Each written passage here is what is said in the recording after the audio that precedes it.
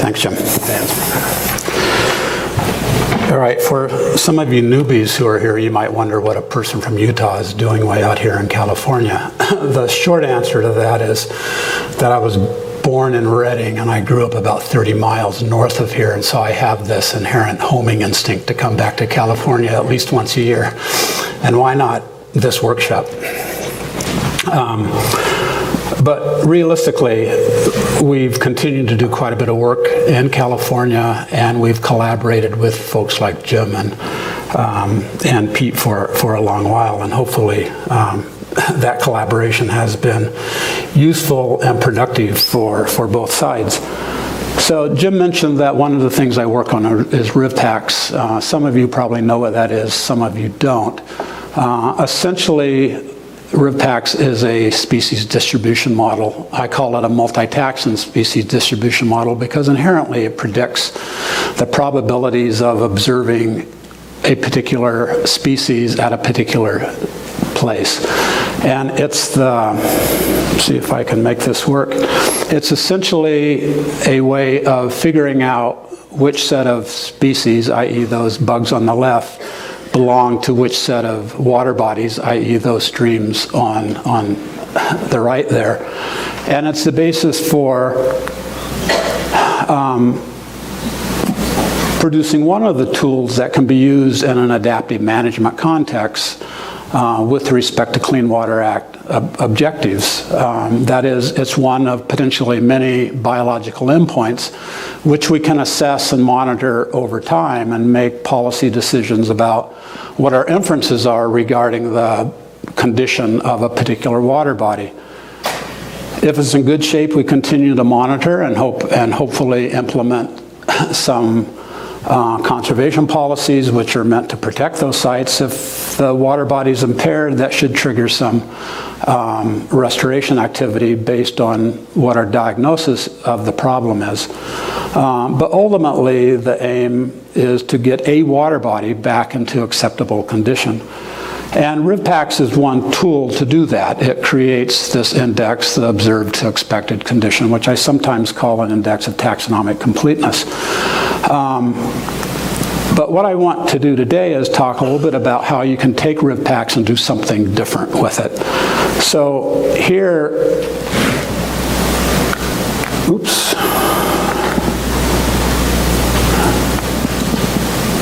Somewhere. Uh-oh. One in the middle, the red one. There is no middle, Jim. There's a north, south, and east, west. Looking for the little red thing, right? Yes, little red thing.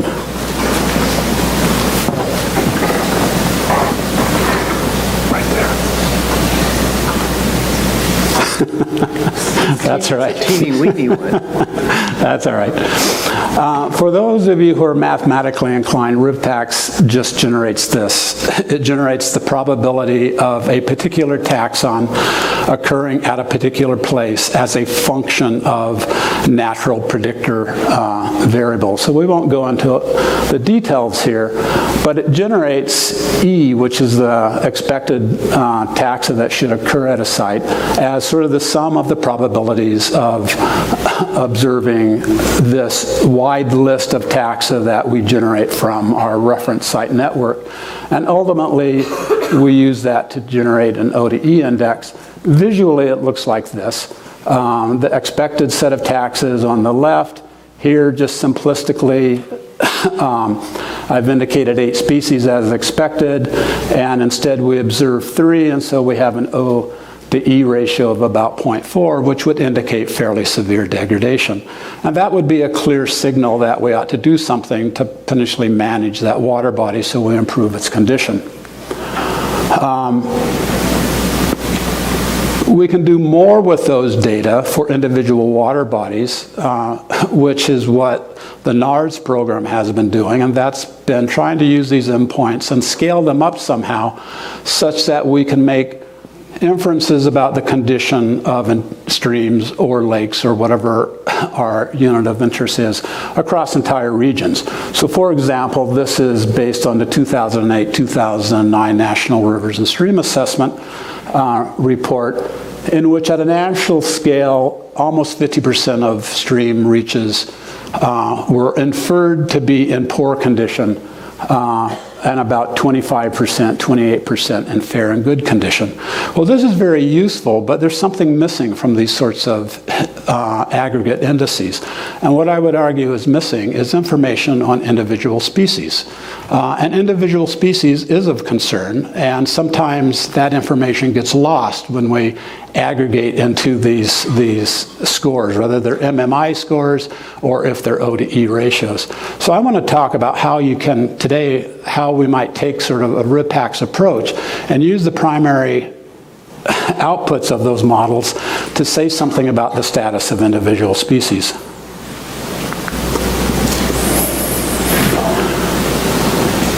So if you remember, the primary output of a RIVPACS model is PI. That's just the probability of observing a given species at a given site. Another way we can manipulate those data is that instead of summing across species at a site, we can sum across sites for a given species. And if we divide that sum by the number of sites that we've sampled, that is essentially an estimate of the frequency of occurrence of that species across the sites that we've sampled.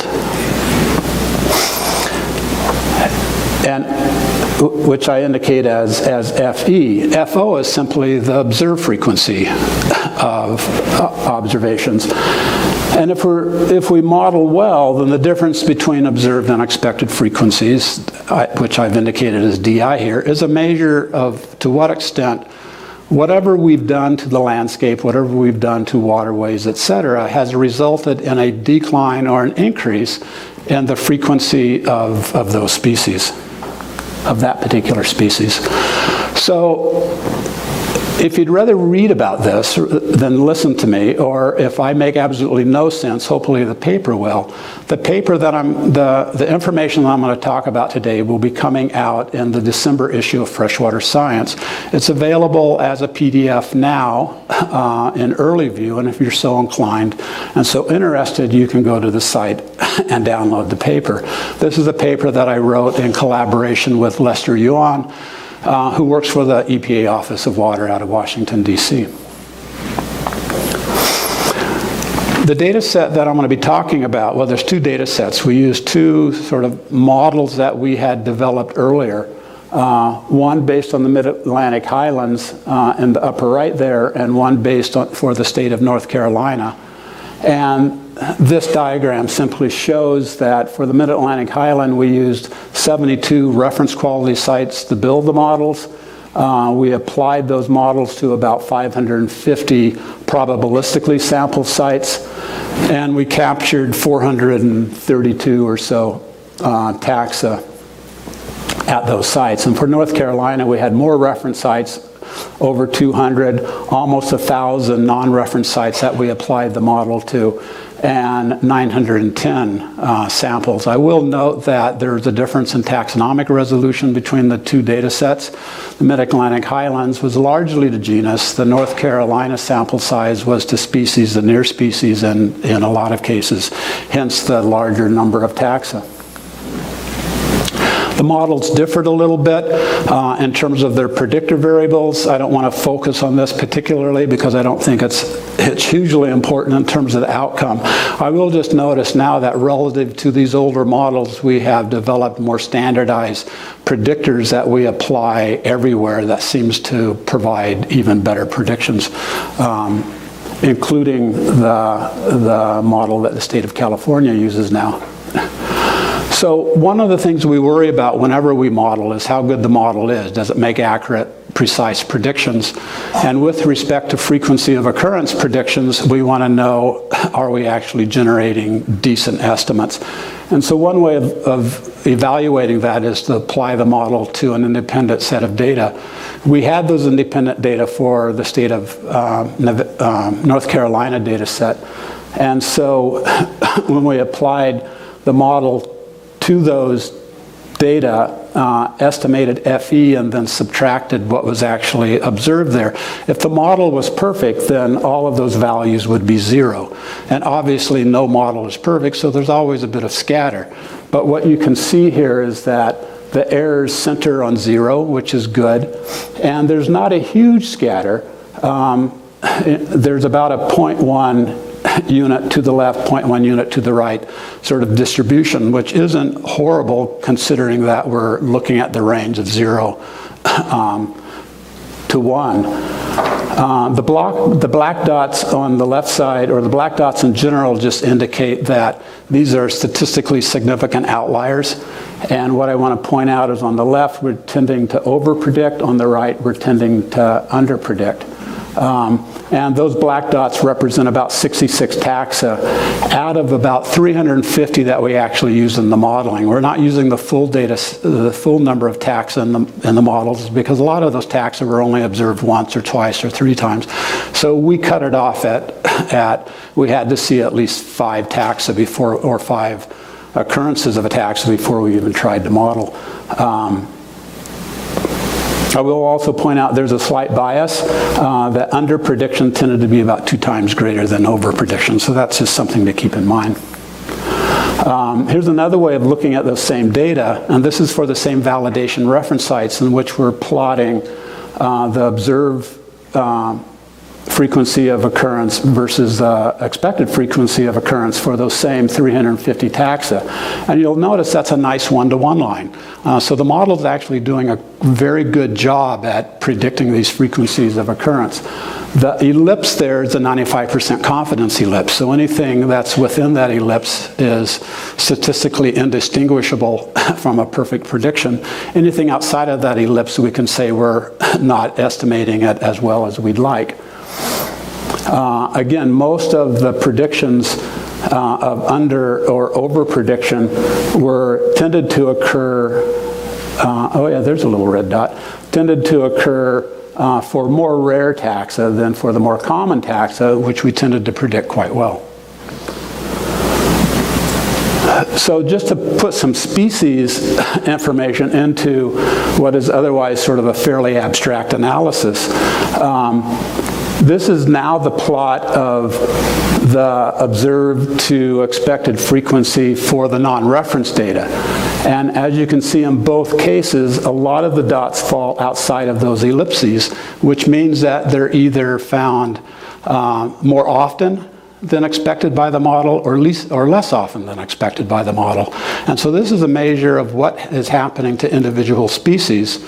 So if we focus on a few of those, which I've shown over here, just a few out of the 350 for North Carolina, and I forget the exact number for the Mid-Atlantic Highlands, but we can put species names. So for example, Acronaria abnormis was found about 25% less often than predicted by chance alone. So it says that whatever we've done in North Carolina has resulted in a decline of about 25% of frequency of occurrence of this particular species.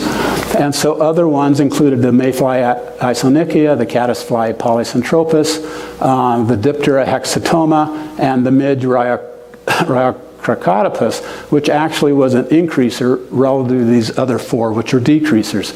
And when we look at the Mid-Atlantic Highlands, we see sort of similar trends in which, if not anything, there's been more significant declines in some of the taxa. Interestingly, we found that hexatoma, which occurred in both regions, showed pretty much the same kind of decline in frequencies of occurrence. That could be spurious, or it could be something about hexatoma and the kind of environmental degradation that has occurred throughout the eastern U.S.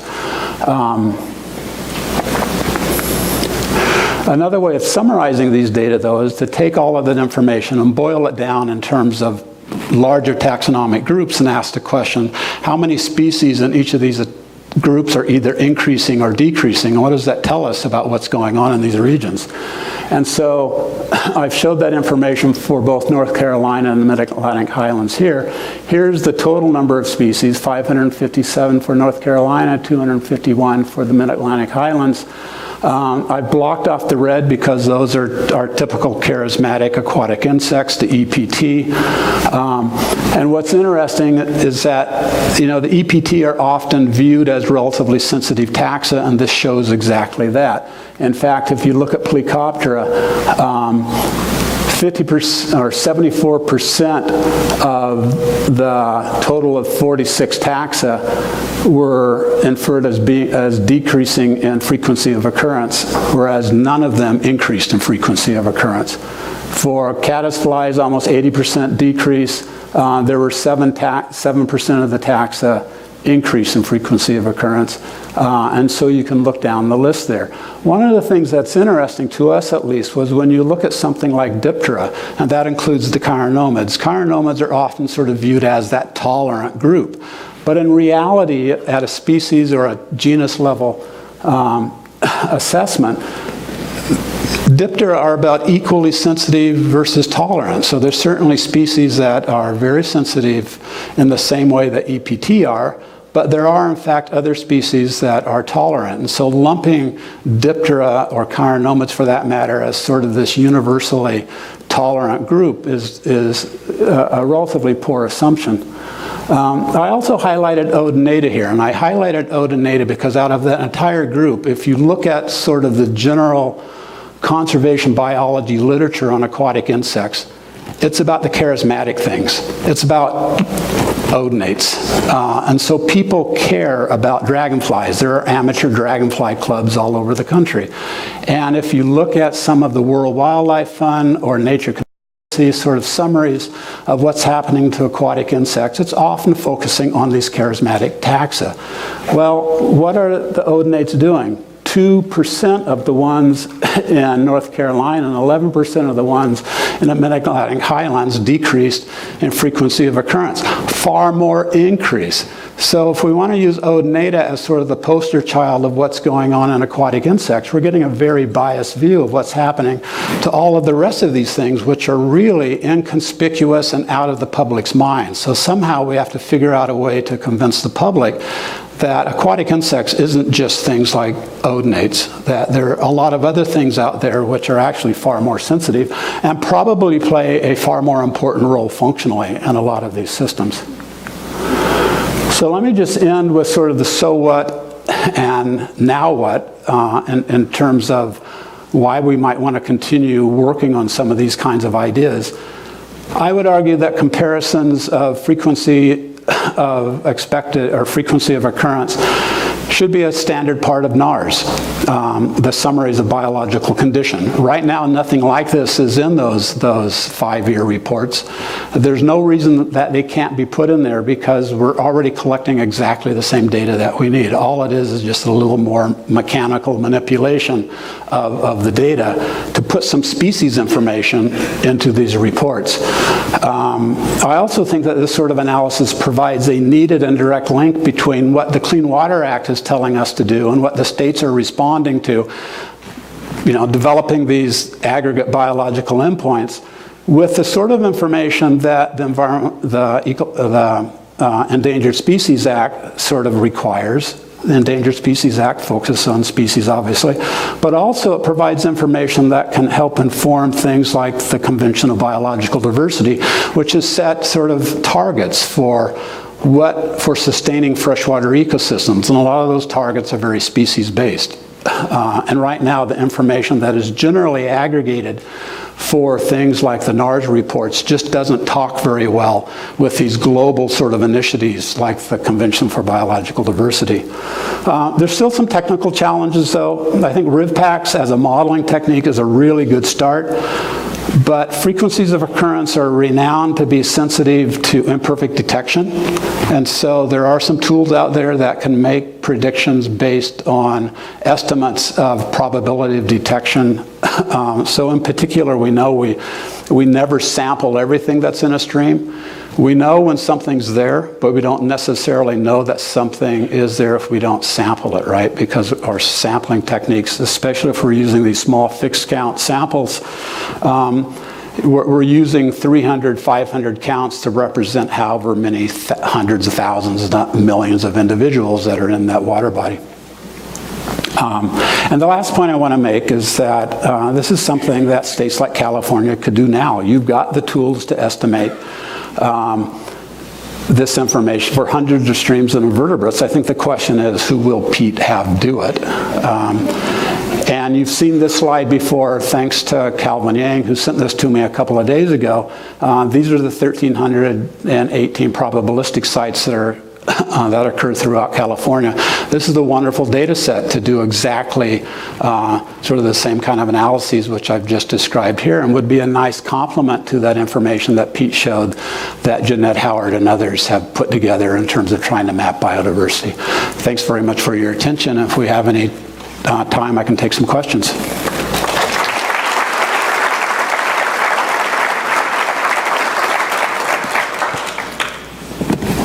Wait for the speaker, the microphone.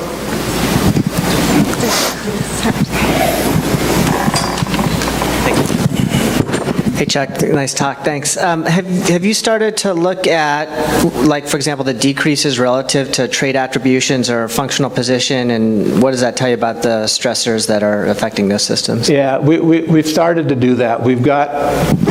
I've got a master's student right now who is working on sort of linking which of these taxa are showing the biggest response to some of the trait-based information we have, but we haven't gotten to analysis stage. But that's an excellent question, and I think you're right. That's going to generate some interesting information that will tell us at a regional level what kinds of stressors are probably most important that managers ought to think about, so we can get out of sort of the tunnel vision of what's going on at this one particular site, and let's step back and say what's going on at a regional level. And so if it's agriculture, if it's mining, if it's whatever, then it helps focus on where we ought to put our efforts regionally rather than on a site-specific basis.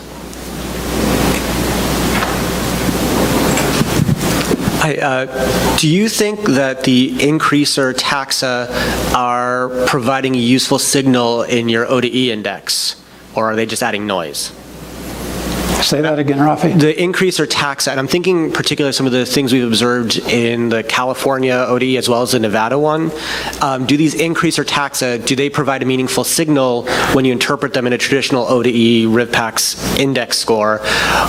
If they're, are they just adding noise? Because these are occurring more frequently than you'd expect under degradation. So is it possible? I don't think it's noise. I think it's real. I think there are some tolerant taxa that are either taking advantage of the reason that there's been a shift in the first place. So my mechanistic guess about what's happening is that a lot of the alteration to these environments isn't because of human contaminants per se. It's because thermal regimes have shifted, hydrologic regimes have shifted, and so forth. And you're moving conditions away from or towards situations that some of those taxa can take advantage of, and so they increase in. Right, no, it makes sense, but I'm just thinking we interpret that as an increase in an ODE, so it might look less degraded along our condition gradients, and so are we misinterpreting that signal, I guess, is a better way to put it. Yeah, well, that's more of an ODE interpretation rather than a frequency of occurrence interpretation, and maybe we can talk a little bit about that more online. I don't think it's a misinterpretation, though. I think it's a problem or an issue of how you interpret initially when you get high ODE scores. Over here, Chuck. Thanks for that. That was really great. So as long as you've been talking about RIVPACs, the increaser decreaser idea has been around, right? I mean, this is some of the early outputs on that, and it seemed, we haven't done much with it. But one of the, I was thinking along the same lines of what Eric's first question was about the trait relationships. It's a logical next step. But we had, a lot of effort maybe 10, 15 years ago here and nationally, Lester's work, in fact, on stressor, trying to get better causal assessments based on stressor-specific sensitivities of taxa.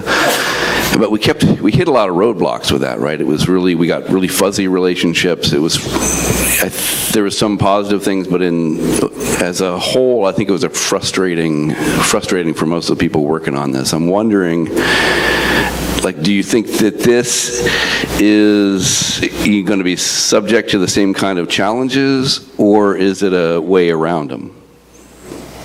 That's a good question, Pete.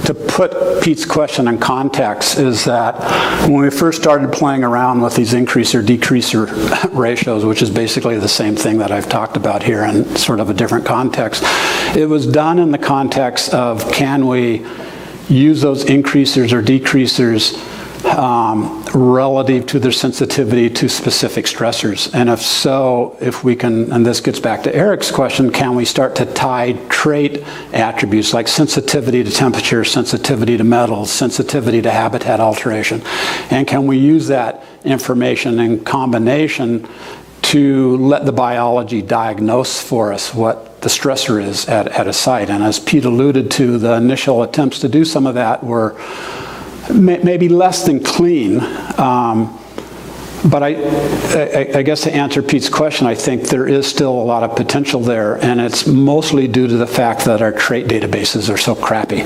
that we don't have really highly resolved information on trait sensitivity or organism sensitivity to a wide variety of stressors. I think we're making progress. So for example, we now have pretty good information on thermal tolerances, at least as estimated from field data.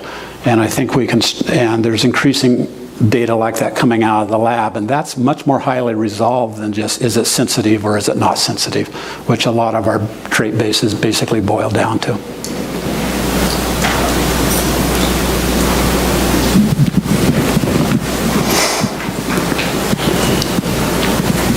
How do you calibrate your model to a specific site? How do we calibrate it? Yeah. The models have gone through a history of different predictive engines that we use. Those two models that I talked about here are based on discriminant function models. And so to understand these models, you have to understand how they're created. Most species distribution models, you basically use some sort of logistic regression. You might use GAMs. You might use some predictive engine that describes how